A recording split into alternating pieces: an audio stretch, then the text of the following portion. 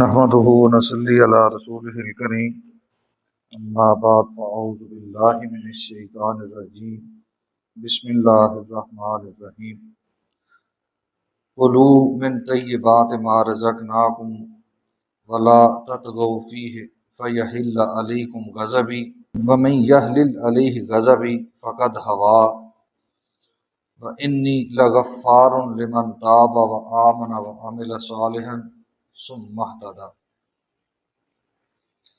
میں نے سورہ طٰہٰ کی 2 آیات آپ کے سامنے تلاوت کی ہیں۔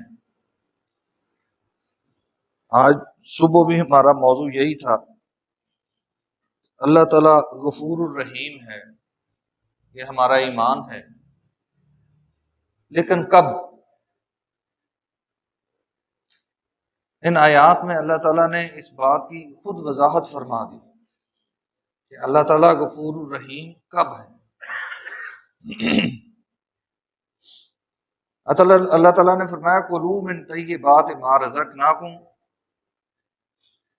کھاؤ ان پاکیزہ چیزوں میں سے جو میں نے تمہیں عطا کی، ولا تطغوا، اور حد سے زیادہ نہ بڑھو، فیحل علیکم غضبی، کہیں ایسا نہ ہو کہ تمہارے حد سے گزرنے کی وجہ سے میرا غضب تم پر لاگو ہو جائے، حلال ہو جائے۔ وَمَن يَحْلِلْ عَلَيْهِ غَضَبِي فَقَدْ هَوَىٰ، اور جس پر میرا غضب لاگو ہو گیا، جس پر میرا غضب اپلائی ہو گیا، وہ برباد ہو گیا۔ وَإِنِّي لَغَفَّارٌ، اور بے شک میں بخشنے والا ہوں، یہ ہمارا موضوع ہے۔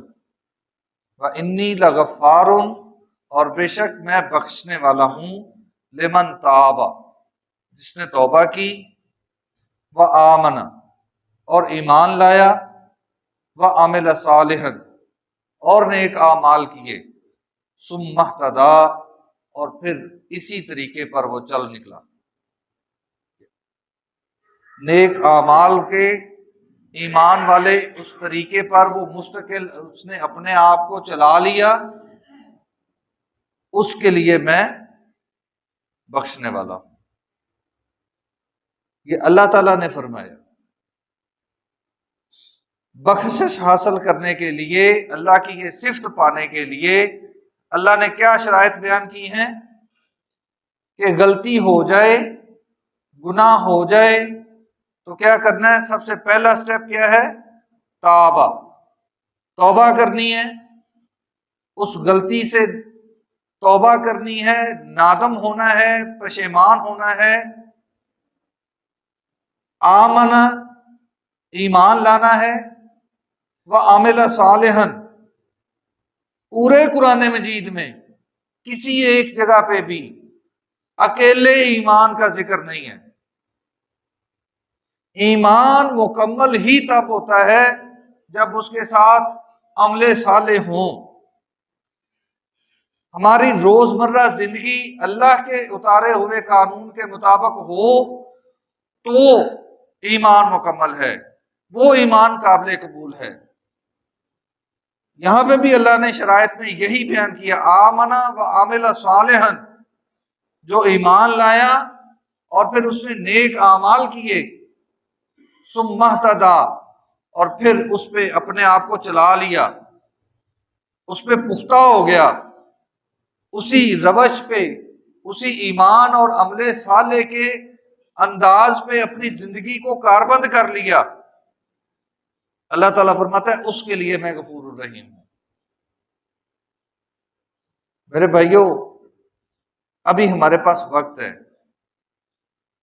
ہم اپنی زندگی میں دیکھتے ہیں مختلف مراحل، مختلف ایونٹس ہیں، ان کا اگر جائزہ لیں تو ہم کس قدر پنکچول، کس قدر کانشیس اور ریگولر ہونے کی کوشش کرتے ہیں، پریپیڈ، ویل پریپیڈ، بلکہ ایک ٹرم اس سے بھی 1 سٹیپ اہیڈ ہے کہ ہم ویل بیفور ٹائم پریپیڈ ہونا چاہتے ہیں۔ رمضان کا دور ہے، ہم دعوتیں کرتے ہیں، کھانا کھلانا چاہیے، کھانا کھلانے کی بڑی فضیلت اللہ نے بیان کی ہے، اس میں محبت بڑھتی ہے، افطاری کا پروگرام ہے، فیملی کو انوائٹ کر رکھا ہے، ہمارے پاس شیڈولڈ ٹائم ہے، ہم گھر میں سب کو الرٹ کر رہے ہیں، 2 بج گئے، 4 گھنٹے باقی ہیں، ہماری تیاریاں مکمل نہیں ہیں، شادی کا ایونٹ ہے، 15 دن رہ گئے، ابھی تیاریاں مکمل نہیں ہیں، ہمیں فکر لگی ہوئی ہے، پیپر ہیں بچے کے، 2 ماہ رہ گئے، آپ کی ابھی اتنا نصاب باقی ہے،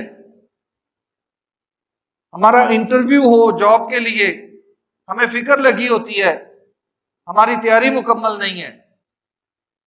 ان ساری چیزوں کے لیے ہمارے پاس شیڈولڈ ٹائم ہے، فکس ڈیٹ ہے، فکس ٹائم ہے، اتنے بجے پروگرام ہے، اتنے گھنٹے باقی ہیں، فلاں دن ہمارا ایونٹ ہے، اتنے دن باقی ہیں۔ میرے بھائیو، اللہ کے سامنے پیش ہونا ہے، کوئی شیڈول نہیں ہے، کوئی وقت نہیں ہے، ہمارے پاس کوئی ٹائم نہیں ہے کہ کتنا وقت باقی ہے، اتنی دیر میں ہم نے تیاری مکمل کرنی ہے، ہمارے پاس کوئی شیڈول نہیں ہے۔ کیا اللہ کے سامنے پیش ہونے کے لیے ہماری تیاری ہے؟ کیا کبھی اس کی فکر کی ہے؟ کیا اس بات کی فکر ہمیں کبھی کھائی ہے جتنی فکر ہمیں بچے کے پیپرز کے لیے ہے؟ یقین مانے، اپنا اپنا خود محاسبہ کریں، میں خود اپنا محاسبہ کروں، کیا وہ کیفیت ہمارے جسم پہ کبھی طاری ہوئی ہے کہ ہم نے اللہ کے سامنے پیش ہونا ہے؟ یہ نصیحتیں ہوتی ہیں، ہمارے جانے والے ہمارے لیے سب سے بڑی نصیحت ہوتے ہیں۔ ہمارے بھائی، یہ اتوار کی بات ہے، ظہر کی نماز پڑھ کے گئے ہیں، ان کو نہیں تھا پتا کہ اثر پڑھنی ہے کہ نہیں، کوئی شیڈول نہیں تھا، اللہ کے سامنے پیش ہو گئے۔ اللہ تعالیٰ ان کی منزلیں آسان فرمائے، ہم سب ان کے لیے دعا گو ہے۔ بات یہ ہے کہ ہمارے لیے کیا ٹائم ہے؟ میرے لیے کون سا وقت مقرر ہے؟ آپ کے لیے کون سا وقت مقرر ہے؟ کتنا ٹائم باقی ہے ہمارے پاس؟ ہر لمحہ ہمارے لیے یہ موقع ہے، ہمارے پاس ابھی وقت ہے کہ ہم اپنے اگلے لمحے تک، جب تک ہمارے سامنے وہ نشانی نہیں آ جاتی، جب تک وہ الارم نہیں آ جاتا جس کو ہم موت کا پیش خیمہ کہتے ہیں، تب تک ہمارے پاس وقت ہے کہ ہم اللہ کی طرف لوٹ جائیں۔ کوئی زیادہ مشکل نہیں ہے چیزیں، یہ تیاری مشکل نہیں ہے، 2 سے 3 چیزیں ہیں بس۔ اپنی ضروریات اور خواہشات کو اللہ کے تابع کر دیں، دل سے دنیا کی لالچ کو نکال دیں، اپنے معاملات کو اللہ کے دیے ہوئے طریقے کے مطابق ڈھال لیں، بس یہی وہ انداز ہے، یہی وہ طریقہ ہے جس کے ذریعے ہم اللہ کے سامنے پیش ہونے میں گھبرائیں گے نہیں۔ دیکھیں نا، کسی ادارے میں انویسٹیگیشن ٹیم آتی ہے، ایک ان کا طریقہ ہوتا ہے کہ وہ شیڈول دے کے آتے ہیں، جی فلاں دن فلاں ٹائم پہ ہم پہنچ جائیں گے، تو اس کے لیے ادارے بھرپور تیاری کر رہے ہوتے ہیں، صفائیاں کرا رہے ہیں، شیڈول لگا رہے ہیں، کلاس روم میں جناب سلیبس ہیک ہو رہا ہے، ساری تیاریاں مکمل ہو رہی ہیں کہ ہماری انسپیکشن ہے، اور سم ٹائم سرپرائز وزٹ ہوتا ہے۔ وہ سرپرائز وزٹ کیا ہوتا ہے کہ ہم دیکھیں کہ روٹین میں آپ کیا کرتے ہیں۔ میرے بھائیو، اللہ کو ہمارے روٹین کے معاملات چاہیے، سرپرائز وزٹ ہے، روٹین میں ہم کیا کر رہے ہیں، ہم اپنی زندگی کی روٹین کے معاملات کو اللہ کے تابع کر رکھا ہے یا نہیں؟ جس کی روٹین، جس کے روزمرہ معاملات اللہ کے احکامات کے مطابق ہیں، ان کے لیے اللہ نے فرمایا کہ وہ قیامت کے دن نہ غمزدہ ہوں گے نہ خوف ہوگا، لا خوف علیہم ولا هم یحزنون، نہ ان کو آگے اللہ کے سامنے پیش ہونے کا خوف ہوگا، اور نہ وہ اپنے گزرے وقت کے بارے میں غمزدہ ہوں گے کہ ہمارا وقت ضائع ہو گیا۔ اللہ تعالی ہمیں اپنے معاملات کو اللہ کے احکامات کے مطابق ڈال لینے کی توفیق عطا فرمائے۔ وما توفیق الا